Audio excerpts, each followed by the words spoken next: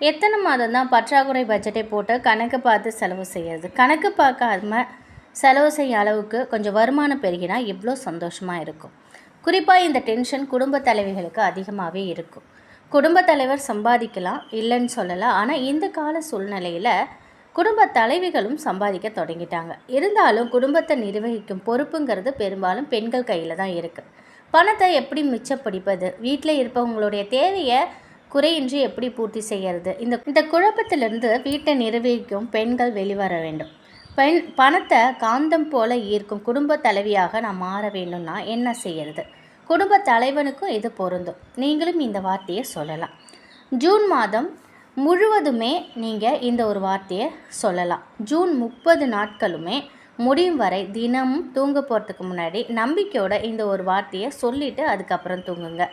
உங்களுடைய ரத்தம், சதை, மூளை, ரத்தத்தில் இருக்கும் சின்ன சின்ன அணுக்களில் கூட இந்த வார்த்தைங்கிறது கலந்துடும். அதுக்கப்புறமா தாராளமாக நீங்கள் இந்த பணத்தை ஈர்க்கக்கூடிய காந்தமாக மாறலாம். இந்த மந்திரத்தை நீங்கள் ஜூன் மாதம் முடிஞ்சதுக்கப்புறம் சொன்னாலும் எந்த தவறும் கிடையாது. எப்பொழுதுமே இந்த வார்த்தையை நீங்கள் தினம் தினம் நீங்கள் சொல்லிக்கிட்டே இருக்கலாம். நிச்சயமாக தினம் தினம் பணம் வரும், உங்களுடைய வருமானம் பெருகும். இந்த பணத்தை ஈர்க்கக்கூடிய மந்திர வார்த்தை என்னென்னா, I am a money magnet, I am a money magnet. இவ்வளோதாங்க.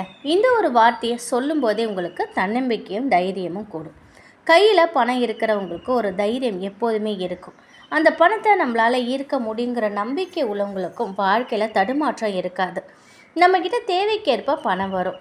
பணத்தை என்னால் காந்தம் போல் ஈர்க்க முடியுங்கிற இந்த நம்பிக்கையை யார் ஒருத்தவங்க ஆழமாக அவங்க மனசில் விதைக்கிறாங்களோ அவங்களுக்கு பண கஷ்டமே இருக்காது. தினமும் இந்த ஒரு வார்த்தையை மந்திரம் போல் சொல்லிக்கிட்டே இருங்க. உங்கள் வாழ்க்கையில் பொருளாதார நிலை மேலும் மேலும் உயரும். இந்த சுவிட்சோட சொல்லிட்டு வெகு நாட்கள்லாம் காத்திருக்கணுங்கிற அவசியம் கிடையாது. குறைஞ்சபட்சம் இந்த ஜூன் மாதம் முடியறதுக்குள்ளே நல்ல ரிசல்ட்டை கண்கூட பார்க்கலாம். ட்ரை பண்ணி பாருங்கள். மன உறுதியும் நம்பிக்கையும் மட்டும் இருந்தால் போதும். ஜெயிப்பதற்கு தொலைதூரம் போகணுங்கிற அவசியம் கிடையாதுங்க. நிச்சயமாக பணத்தை ஈர்க்கலாம். கடின உழைப்போடு இந்த வார்த்தையை தினமும் நீங்கள் சொல்லிக்கிட்டு வாங்க. நிச்சயம் நல்லது நடக்கும். வாழ்க்கையில் எல்லா நேரமும் ஒரே மாதிரி இருக்கும் அப்படின்னு சொல்ல முடியாது. சில சமயம் வாழ்க்கையில் முன்னேற்றம் அதிவிரைவாக இருக்கும். சில நேரம் வாழ்க்கைங்கிறது நிறைய அனுபவ பாடங்களை கற்றுக் கொடுக்கும். சில நேரம் திடீர்னு நம்ம வாழ்க்கை பின்னோக்கி தள்ளப்படும். சில நேரத்தில் திடீர்னு உடல் சோர்வு வரும், மன சோர்வு வரும், வீட்டில் இருள் சூழ்ந்த மாதிரி ஒரு உணர்வு தோன்றும். வேலை எதுவுமே ஒழுங்காக நடக்காது. இப்படி ஒரு சூழ்நிலை வரும்போது நம்முடைய ஆறா ரொம்பவே சோர்வடைஞ்சிடும். அப்போ தானாக நெகட்டிவ் எனர்ஜி நம்மளை சுற்றி வளைச்சிடும். இதிலிருந்து சுலபமாக நம்ம விடுபட நம்மை நாமே புதுப்பிச்சுக்கணும். நெகட்டிவ் எனர்ஜியை, நெகட்டிவ் எண்ணங்களை நம்ம விரட்டி அடிக்கணும். அதுக்கும் ஒரு சூப்பரான ஒரு பரிகாரம் இருக்குது. அதையுமே இந்த பதிவில் நம்ம பார்த்துடலாம். அடுப்பில் ஒரு அகலமான பாத்திரத்தை வச்சு அதில் நல்ல தண்ணீரை ஒரு டம்ளர் ஊற்றுங்க.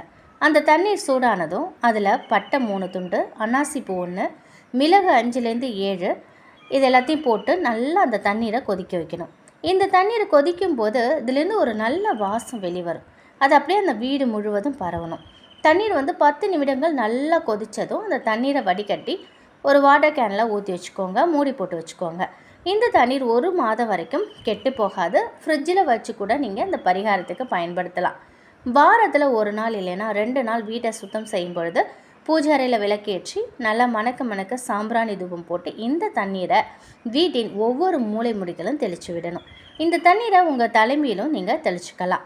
குளிக்க தண்ணீரோட கூட நீங்கள் தண்ணீரை கலந்து குளிக்கலாம். நல்லது தான்.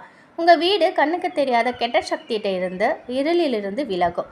நீங்களும் உங்கள் ஆறாவை புதுப்பிச்சுக்கலாம்.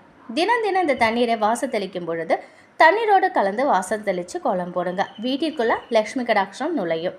வீட்டிற்குள்ளே எந்த ஒரு கெட்ட சக்தியும் நுழையாமல் இருக்கும். உங்கள் முன்னேற்றத்தால் ஏற்படக்கூடிய கண் திருஷ்டி கூட விலகும். வியாபாரம் செய்யும் இடத்துலையும் இந்த தீர்த்தத்தை தெளித்து விடலாம்.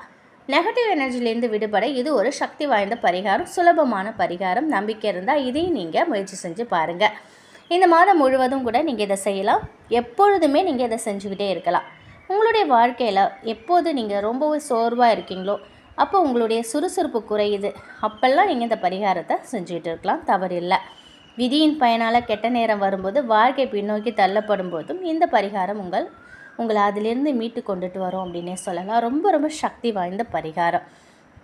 இந்த 2 விஷயத்தையும் நீங்கள் செய்து பாருங்கள்.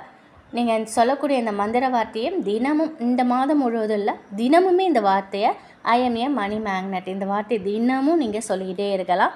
அதே போல் இந்த தண்ணீரையுமே வந்து வாரத்தில் ஒரு நாள் நீங்கள் இந்த மாதிரி வீட்டில் மூளை முடுக்கெல்லாம் தெளித்து விடுங்க.